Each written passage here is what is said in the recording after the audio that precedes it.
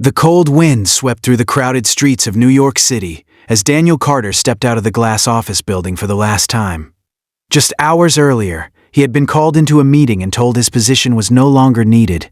No warning, no second chance, just a quiet apology, and a final paycheck that barely covered a month's expenses. Now standing on the sidewalk with a small box of his belongings, Daniel felt the weight of uncertainty crash down on him. But it wasn't just his future he worried about. It was his daughter Lily at 8 years old. She depended on him for everything. That night as they sat in their tiny apartment, Daniel forced a smile while serving a simple dinner. Lily chatted innocently about school, unaware of how much their lives were about to change. Over the next few weeks, Daniel searched tirelessly for work. He sent out resumes, attended interviews, and made countless calls, but nothing worked. His savings quickly disappeared, bills piled up, and eviction notices became a constant threat. Every rejection chipped away at his confidence, but giving up wasn't an option. One evening, while walking home after another failed interview, Daniel noticed an old, abandoned bakery tucked between two modern shops. The windows were dusty, the paint was peeling, and a faded sign hung loosely above the door. Yet something about it made him stop. He stood there for a long moment, imagining what it once had been. A place filled with warmth, laughter, and the smell of fresh bread. The idea seemed crazy at first. He wasn't a professional baker. He had no experience running a shop. But as he stared at the empty space, a small spark of hope began to grow. Maybe this wasn't about what he had lost, but what he could build. The next day, Daniel used the last of his money to secure the bakery. It was a risk that terrified him, but also gave him a strange sense of purpose. When he first stepped inside, dust covered every surface, and broken equipment filled the room. It looked impossible. Still, Daniel got to work. He spent days cleaning, repairing, and learning everything he could about baking. Nights were the hardest. After putting Lily to bed, he would stay up experimenting with recipes, often failing more than he succeeded. Burnt bread, collapsed cakes, and wasted ingredients became part of his routine. But with each mistake, he improved. Lily became his biggest supporter. She would sit on the counter swinging her legs, cheering him on with a smile that reminded him why he couldn't quit. Finally, after weeks of effort, Daniel opened the bakery doors for the first time. The shelves weren't full, and the space wasn't perfect, but it was his.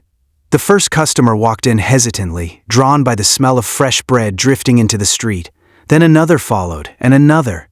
By the end of the day, Daniel hadn't made much money, but he had made something more valuable, a beginning. As he locked up that night, exhaustion filled his body, but for the first time in weeks, hope filled his heart. He didn't know what the future held, but one thing was certain. He was no longer just surviving. He was starting over. The bakery had transformed in just a few short months. What once stood as a dusty, forgotten shop was now filled with warmth, light, and the comforting aroma of freshly baked bread. Daniel Carter moved quickly behind the counter, greeting customers, packing orders, and checking trays in the oven. It wasn't easy. Long hours and constant pressure still weighed on him. But the steady stream of customers proved that his hard work was finally paying off. Lily sat at her usual spot near the window, finishing her homework while occasionally helping with small tasks. She loved the bakery just as much as Daniel did. It had become more than a business. It was their home, their second chance, their proof that life could be rebuilt. That morning was especially busy. A small line had formed and the bell above the door chimed constantly as new customers entered. Daniel barely had a moment to breathe and suddenly the door opened again, but this time, something felt different. The room grew unusually quiet. Daniel looked up and his hands froze. Standing at the entrance was Richard Hale, the same man who had once sat across from him in a polished office and calmly ended his career. The CEO who had reduced years of hard work into a single sentence, "We no longer need your position." For a moment, memories rushed back, the shock, the anger, the fear. But just as quickly, Daniel studied himself. This wasn't the same man anymore, not the one who had walked out of that building with nothing. This was someone stronger. Richard stepped inside slowly, looking around the bakery with clear surprise. His sharp eyes took in every detail. The busy counter, the smiling customers, the neatly displayed pastries. There was something close to admiration in his expression. "You built this?" Richard finally asked. Daniel nodded calmly. "Yes, from scratch." There was no bitterness in his voice, only quiet confidence. Richard walked closer. still observing everything. I didn't expect this, he admitted. When I let you go, I thought you'd move on to another company. Daniel gave a small smile. I tried. It didn't work out. A brief silence settled between them, filled with unspoken history. Then Richard sighed, his tone softening. I made a mistake, Daniel. I judged numbers, not people. Those words carried weight, but Daniel didn't react with anger. Instead, he simply said, It all led me here.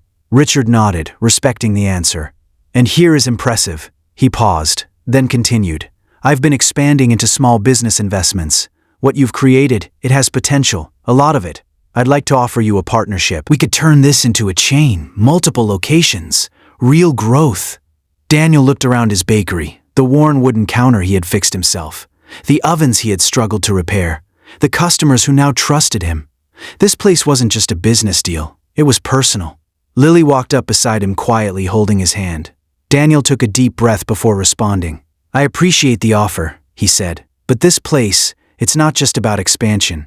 It's about how it started. Richard studied him for a moment, then gave a respectful nod. I understand, but before leaving he added, if you ever decide to grow it your way, my door's open. As Richard walked out, the normal buzz of the bakery slowly returned. Daniel exhaled deeply, feeling something he hadn't expected. Peace. He hadn't needed revenge. He hadn't needed validation. He had already won. Looking down at Lily, he smiled. How about we add a new recipe tomorrow? She grinned. Only if I get to taste it first. Daniel laughed softly, returning to work stronger, wiser, and finally in control of his own future.